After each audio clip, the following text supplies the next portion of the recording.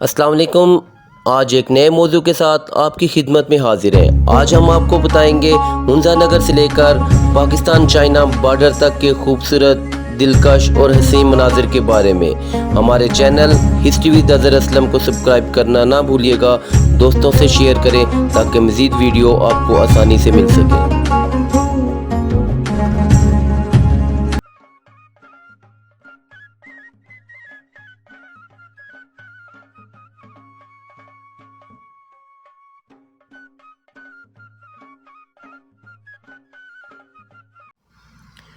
ہنزہ نگر کو خوابوں کی حسین سرزمین کہا جاتا ہے، جہاں پر پریاں اپنا ڈیرا جماتی ہیں اور اونچے برف پوش پہاڑوں پر آسمان سے باتیں کرتے ماخور اپنے خرمستیوں سے دھیان ہٹا کر جب ان پریوں کو اپنی زمین پر چہل قدمی کرتے دیکھتے ہیں تو ان کی خوشیوں کا ٹھکانہ نہیں رہتا۔ جی ہاں، یہ گلگت بلتستان ہنزہ نگر ہے، جہاں کی نگری دل فریب نظاروں سے مزین ہے اور کیا خوب منظر ہوتا ہے جب سورج کی پہلی کرن گولڈن پیک سے ٹکرا کر اسے سونے کے روپ میں تبدیل کر دیتی ہے۔ اگر غروب آفتاب کا دلکش اور سہانا منظر دیکھنا ہو تو ہنزہ میں واقع قلعہ التت کا رخ کیجیے۔ وادی ہنزہ نگر گلگت سے تقریباً 112 کلومیٹر شمال میں واقع ہے۔ یہ وادی سطح سمندر سے تقریباً 2438 میٹر بلند ہے۔ یہاں زیادہ تر بروکشی زبان بولی جاتی ہے۔ ہنزہ نگر کو چاروں طرف سے بلند و بالا برف پوش پہاڑوں نے اپنے حصار میں لیا ہوا ہے۔ ان برف پوش پہاڑی چوٹیوں میں مشہور Rakaposhi 7788 metre, Hispar peak 7611 metre, Ultar peak 7388 metre اور لیڈی فنگر 6000 میٹر قابل ذکر ہیں۔ دنیا میں شاید ہی کوئی اتنا خوبصورت خطہ ہو جہاں اس طرح کی بلند قامت چوٹیوں کا راج ہوگا۔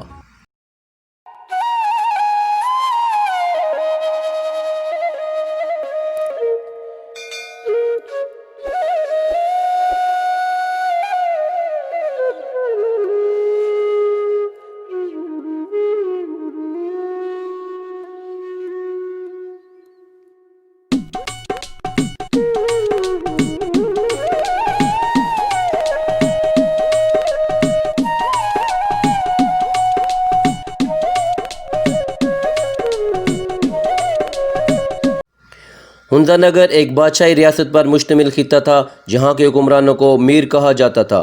1974 میں سابق وزیر اعظم ذوالفقار علی بھٹو نے اسے پاکستان میں شامل کروایا۔ شاہراہ ریشم بھی یہیں سے گزرتی تھی جو چین پاکستان کے درمیان رابطے کا واحد ذریعہ تھی۔ اب یہ شاہراہ قراقرم کی عظمت میں دھندلا چکی ہے۔ ہنزہ نگر کے حکمران میر نے اپنی حفاظت اور رہائش کے لیے بلند پہاڑی مقام پر ایک قلعہ تعمیر کروایا جو قلعہ بلتت کے نام سے مشہور ہے۔ یہ قلعہ 8 سن عیسوی میں تعمیر کیا گیا۔ سن 2004 میں اقوام متحدہ کی ذیلی تنظیم یونیسکو نے اسے عالمی ثقافتی ورثے کا درجہ دیا۔ قلعہ بلتت کی بناوٹ اور اندرونی ساخت یاد رفتہ کو تازہ کرتی ہے۔ قلعہ سے ہنزہ نگر کا نظارہ بآسانی کیا جا سکتا ہے۔ ہنزہ کے گلیشیئر سے آنے والا پانی نہایت صحت بخش اور معدنیات سے پر ہوتا ہے۔ تحقیق کے مطابق یہاں کا پانی دنیا میں شفافیت کے لحاظ سے دوسرے نمبر پر آتا ہے۔ ہنزہ نگر اپنی ہریالی اور خوبصورت برف پوش پہاڑوں کی وجہ سے دنیا بھر میں ایک الگ مقام رکھتی ہے۔ دریائے ہنزہ مختلف علاقوں سے ہوتا ہوا پہلے دریائے گلگت کا حصہ بنتا ہے اور پھر دریائے سندھ میں جا ملتا ہے۔ ہنزہ نگر میں سیب، ناشپاتی، آڑو، چیری، اخروٹ اور خوبانی کے جا بجا باغات نظر آتے ہیں۔ یہاں کی خوبانی ساری دنیا میں مشہور ہے، اس وجہ سے اسے خوبانی کا دیس بھی کہا جاتا ہے اور خوبانی سے بننے والے کیک تو یہاں کی کوئی ثانی نہیں رکھتے۔ ہنزہ نگر کے پہاڑوں پر بت مت سے تعلق رکھنے والے نقش و نگاری جا بجا کند کی ہوئی نظر آتی ہے جو تجارت کی غرض سے آنے والے افراد نے نقش کی تھی۔ حادثاتی طور پر وجود میں آنے والی عطا آباد جھیل قدرتی جھیل کا انمول تحفہ ہے جو علاقے کی پہچان بھی ہے۔ یہ جھیل 2010 میں ایک بہت ہی بڑی لینڈ سلائڈنگ کی وجہ سے وجود میں آئی جو تقریباً 21 کلومیٹر پر مشتمل ہے اور گہرائی تقریباً 360 فٹ کے قریب ہے۔ لینڈ سلائڈنگ کی وجہ سے یہاں پہلے مختلف گاؤں متاثر ہوئے۔ اس جھیل نے کم از کم 13 کلومیٹر شاہراہ کو اپنے نرغے میں لیا، چنانچہ نقل و حمل سے شدید دشواری کا سامنا رہتا ہے، جس کے باعث مقامی تجارتی قافلے بذریعہ لانچ اور کشتیوں کے ذریعے 19 کلومیٹر کا فاصلہ طے کرنے کے بعد شاہراہ قراقرم تک پہنچتے ہیں۔ لہٰذا ان تمام عوامل کو دیکھتے ہوئے حکومت چین نے نقل و حمل کو بلا کسی رکاوٹ جاری رکھنے کے لیے پہاڑوں کے اندر 3 ٹنل تعمیر کیے۔ بینجن میں سب سے بڑے ٹنل کا فاصلہ تقریباً 7 کلومیٹر پر محیط ہے۔ ٹنل سے گزرتے ہوئے عطاباد جھیل کی سیر انگیزیوں کو دیکھ بھی نہیں پاتے کہ دوسرا ٹنل اپنی آغوش میں لے لیتا ہے، اور یہ آنکھ مچولی کسی نعمت سے کم نہیں۔ عطاباد جھیل کا پانی سطح سمندر سے بلندی پر ہونے کی وجہ سے گہرا نیلا ہے۔ سفر کرتے ہوئے ہنزہ نگر سے چائنا بارڈر خنجراب پاس کرتے ہیں تو شاعرہ کراکرم مددگار و معاون ہوتا ہے۔ ہنزہ کے علاقے باسو کے سفر میں دلکش و دل فریب نظارے ہر تھوڑی دیر بعد آپ کو رکنے پر مجبور کرتے ہیں۔ دریائے ہنزہ بھی آپ کے ساتھ ساتھ ہوتا ہے۔ کہیں کہیں دریا بہت ہی زیادہ شور مچاتا ہے تو کہیں خاموشی سے اپنا سفر طے کرتا ہے۔ تقریباً 45 کلومیٹر کے فاصلہ طے کرنے کے بعد آپ گلمت پہنچتے ہیں۔ یہ 100 سالہ پرانا تاریخی قصبہ ہے۔ یہاں سیاحوں کے لیے کئی ہوٹل اور ایک چھوٹا سا میوزیم بھی دلچسپی کا باعث بنتا ہے۔ یہ اپنے نام کی طرح خوبصورت اور خوشبوؤں سے لبریز ایک حسین قصبہ ہے۔ یہاں کا قدرتی حسن اپنے جوبن پر ہوتا ہے۔ گلمت سے شاہراہ کراکرم پر سفر کرتے ہوئے 16 کلومیٹر پر پاسو کا مشہور قصبہ ہے جو آپ کا استقبال کرتا ہے۔ پاسو اپنے گلیشیئر اور منفرد خد و خال کی وجہ سے پاکستان بلکہ ساری دنیا میں ایک منفرد مقام رکھتا ہے۔ یہ ایک چھوٹا سا قصبہ ہے جو شاہراہ کراکرم کے ساتھ ڈسٹرکٹ گوجال گلگت بلتستان کا صدر مقام ہے۔ یہاں کا گلیشیئر اپنی پوری آب و تاب کے ساتھ نظر آتا ہے جو قطب شمالی کے بعد دنیا کا 7واں بڑا گلیشیئر ہے۔ پاسو قصبے کا چپا چپا خوبصورتی، دلکشی اور رہنائی کی ایک روشن کتاب ہے جو دیکھنے والوں کو محو حیرت کر دیتا ہے اور قدرت کے ثنا کے بغیر نہیں رہ سکتے۔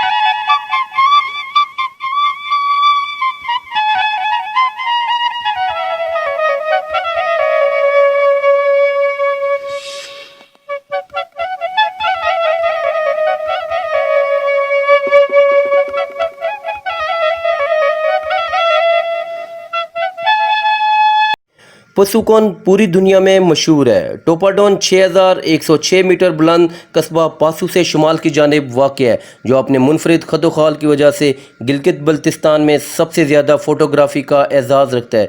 یہاں کے تمام مناظر کی عکاسی لفظوں میں بیان نہیں کی جا سکتی۔ پاسو سے شاہراہ کراکرم کی بل کھاتی سڑک پر سفر کرتے ہوئے حسین نظاروں سے اپنی نظروں اور ذہنوں کو معطر کرتے ہوئے تقریباً 39 کلومیٹر کا سفر طے کرنے کے بعد سست کے مقام پر پہنچ جاتے ہیں۔ سست دراصل ڈسٹرکٹ گوجال کا ایک گاؤں ہے جو پاکستان اور چائنا کے درمیان واقع ہے۔ یہ قصبہ پاکستان چائنا شاہراہ کراکرم پر سفر کرنے والوں کا ایک اہم پڑاؤ ہے۔ اس مقام پر ایک ڈرائی پورٹ قائم کیا گیا ہے جو پاک چائنا تجارت کا اہم ستون ہے۔ یہاں چاروں طرف بلند و بالا پہاڑی سلسلہ ہے اور بلند پہاڑوں سے عظیم شاہراہ کراکرم پر سفر کرتی گاڑیاں ایک عجیب ہی منظر پیش کرتی ہے جب گلگت بلتستان کی حسین تتلی نما رنگ برنگی جیپیں دنیا کے 8ویں عجوبے شاہراہ کراکرم پر سیاحوں کے ذہنوں کو جلا بخشنے کے لیے محو سفر ہوتی ہیں تو کیا ہی کمال کا منظر ہوتا ہے جسے بیان کرنا ناممکن ہے۔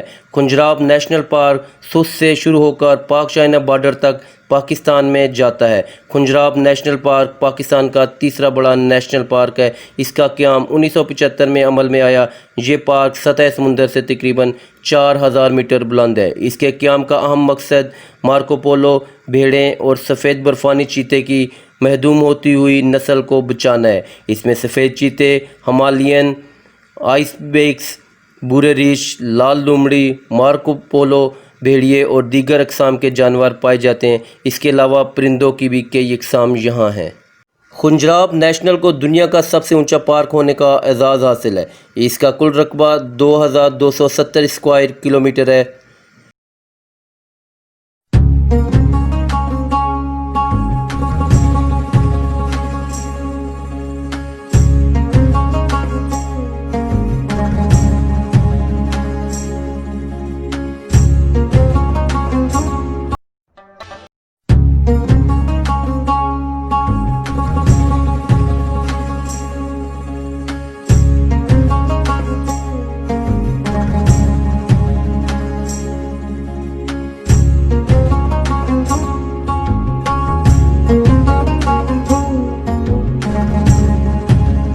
پہاڑوں کے درمیان بل کھاتی عظیم شاہراہ قراقرم پر سفر کرتے ہوئے چائنا بارڈر آ جاتا ہے۔ پاک چائنا سرحد سب سے بلند ترین سرحد ہے، جس کو اونچائی سطح سمندر سے تقریباً 15,397 فٹ ہے۔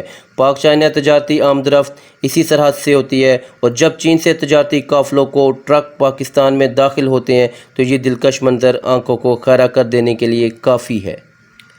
سیاحوں کی کثیر تعداد یہاں کا رخ کرتی ہے۔ یہاں اے ٹی ایم سروس بھی میسر ہے۔ اس کو دنیا کی بلند ترین اے ٹی ایم سروس بھی کہا جاتا ہے۔ یہ سروس -40 ڈگری سینٹی گریڈ پر بھی کام کر سکتی ہے۔ چائنا سرحد پر سیاح دونوں ملکوں کی فوج کے ساتھ تصاویر بناتے ہیں تاکہ ان یادگار لمحات کو زندگی بھر یاد رکھا جا سکے۔ ہنزہ نگر گلگت بلتستان خوابوں کا یہ سفر درہ خنجراب پاک چائنا سرحد پر اختتام پذیر ہو جاتا ہے، لیکن سفر میں پائے جانے والے قدرتی رنگ، پہاڑوں کی ہیبت، دریاؤں کی روانی اور پہاڑوں پر دوڑتے مارخور، سب سے بڑھ کر عظیم شاہراہ قراقرم کا ساتھ جسم اور روح کو نئی تازگی عطا کرتا ہے۔ اس سے یہ بات دل میں پختہ ہو جاتی ہے کہ پاکستان کو قدرت نے اس کائنات کا خوبصورت ترین خطہ عطا کیا ہے۔